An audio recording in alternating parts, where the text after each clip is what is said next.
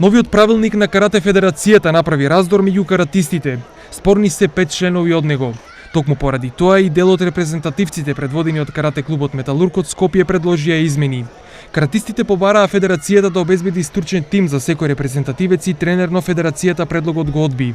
Во членот 3 се побара да не се именуваат селектори со мандат од 4 години, туку според потребите и условите на репрезентацијата.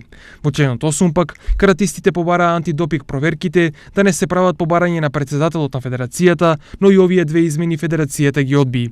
Масло на огнот додаде и тоа што репрезентативците сами си ги покриваат трошоците за учество на правенствата, а таквата пракса го оневозможи кочанскиот каратист Адил Мехмет да настапи на Европското универзитетско првенство во Португалија, иако беше универзитетски шампион на Велика Британија каде што студира.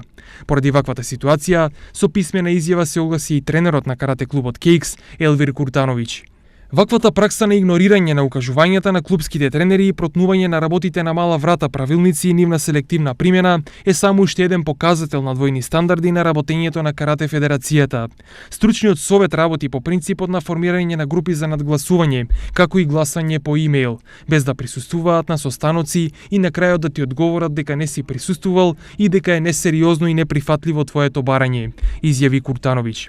На крајот останува надежта кај карате публиката дека внатрешниот конфликт во Федерацијата што побрзо ќе се реши, а докажаните каратисти од истокот како Мехмет ќе можат и понатаму без никакви пречки да ги бранат боите на клубовите и Македонија.